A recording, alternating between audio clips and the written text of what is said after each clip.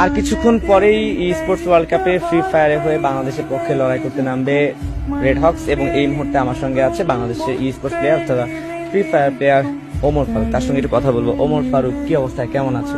এই তো ভাই, আলহামদুলিল্লাহ। আপনার কি অবস্থা? আমি ভালো আছি। কয়েক ঘন্টা পর, বেশি সময় নেই, প্রথম ম্যাচ, সো এক্সাইটেড কেমন?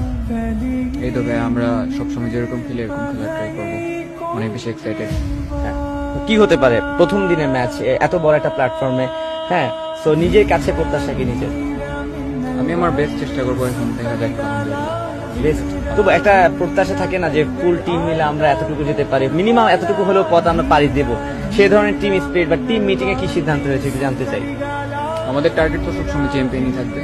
এখন আল্লাহর কাছে যা আছে দেখা যাক। ঠিক আছে। আমাকে অনেকে আগে থেকে বলেছিল যে ওমর ফারুক কম কথা বলে, আমি একটু কথা বলার ট্রাই করবো। ওমর ফারুক, মুখে অলওয়েজ মাস্ক থাকে কেন? এটার কথা বাদই দেন। কেন কেন মানে আমি শুনতে চাই আজকে একটু জানো প্লেয়াররা কেন মাস্ক পরে থাকে, আমি এটা আপনার কাছ থেকে জানতে চাই। একটু আগে দেখছিলাম মাস্ক পরেছিলেন এবং মাস্ক পরে কথা বলতে যাচ্ছিলেন, কি কারণে আমি জানতে চাই। আমার একটু কমফোর্ট ফিল হয় মাস্ক পরলে।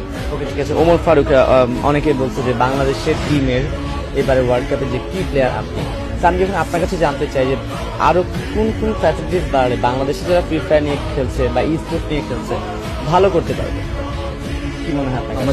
আমাদের বাংলাদেশ